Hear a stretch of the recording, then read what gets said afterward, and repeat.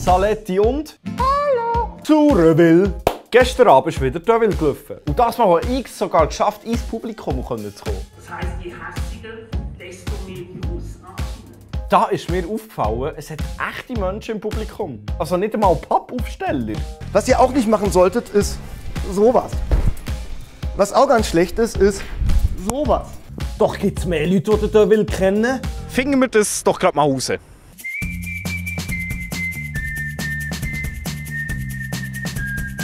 Könnt ihr mir da helfen? Wer ist das? Wer ist das? Kennt ihr nicht? Nicht. Wisst ihr das nicht? Kennst du diesen Typ? Nein. Kennt ihr diesen Typ da? Nein, ich kenne ihn nicht. Könnt ihr mir echt schon helfen? Kennt ihr diesen Typ? Nein.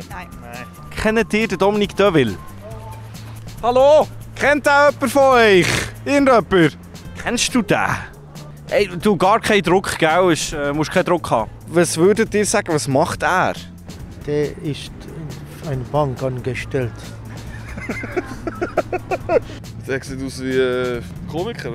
Wirklich? Ja. Sieht das so lustig aus, Mensch? Ja, irgendwie schon, ja. Wer ist das? Ja, das wollte ich. Also wenn ihr jetzt würdet sagen, dass er ein Netflix-Star ist, wüsst ihr schon mehr?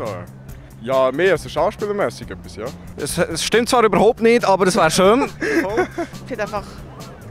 Gut aus. Nein, also... Willst du Nummern von euch? Ja, ihr seht hier, das sind die Warteschlangen für die Autogrammstunde von Dominique Deauville. Ja, hat noch Platz. Ich gebe eine neue Folge von Deauville 5 von 10 Pappaufsteller. Die war jetzt nicht so geil. Jetzt geht es weiter zum Kommentar vor Woche. Hast du kein gescheites Thema gefunden? Vielleicht wäre Bette für dich nicht das Dümmste, habe ich so das Gefühl. Gruß, Walti G. Okay, Walti, dann beten wir doch mal eine Runde. Unser Comedy-Vater im Himmel, geheiligt werden deine Witze.